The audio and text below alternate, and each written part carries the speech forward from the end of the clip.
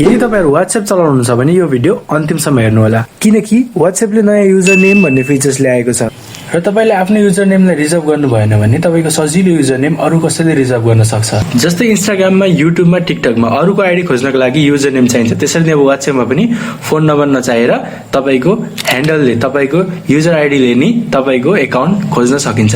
यसलाई कसरी रिजर्भ गर्ने म तपाईलाई भिडियोमा अगाडि सिकाउँछु। त्यो भन्दा पहिला यसको 5 वटा फाइदाहरु जानौं। तपाईले आफ्नो नाम सुरक्षित गर्न सक्नुहुन्छ।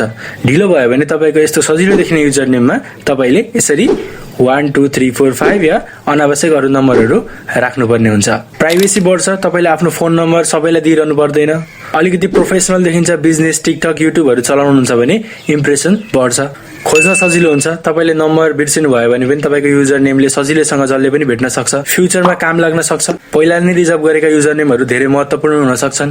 र एउटा सानो टिप्स, आफ्नो युजर नेम राख्दाखेरि तपाईको जन्ममिति, पासपोर्ट, नागरिकता नम्बर, फोन नम्बर आदि इत्यादि यस्ता सेन्सिटिभ डकुमेन्टहरुको नम्बर या त पासवर्डहरु नराखौं। युजर नेम कसरी सेट गर्ने त त्यसको लागि WhatsApp ओपन गर्नु होला। WhatsAppमा गएर माथि तीनटा डटमा क्लिक गर्नु होला। तीनटा डटमा क्लिक गरिसकेपछि सेटिङमा जानु होला।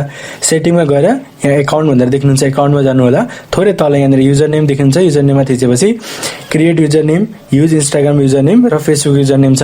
तपाईले फेसबुक, इन्स्टाग्राममा युज गरिरहेको युजर नेम पनि युज गर्न सक्नुहुन्छ र त्यसलाई नयाँ क्रिएट पनि गर्न सक्नुहुन्छ। User name will keep your phone number private from people who don't already knew it. अब क्रिएट युजर नेममा थिचिसकेपछि यहाँनिर रिजर्भ युजर नेम भनेर आउँछ।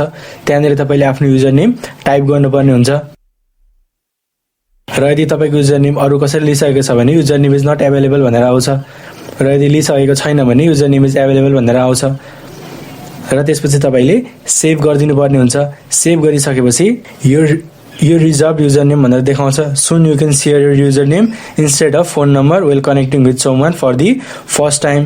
तपाईले फेरि युजर नेममा गएर तपाईको युजर नेम चाहिँ कसलाई देखाउने, तपाईको कन्ट्याक्टले मात्रै हेर्न पाउने कि सबैले हेर्न पाउने मा सेलेक्ट गर्न सक्नुहुन्छ।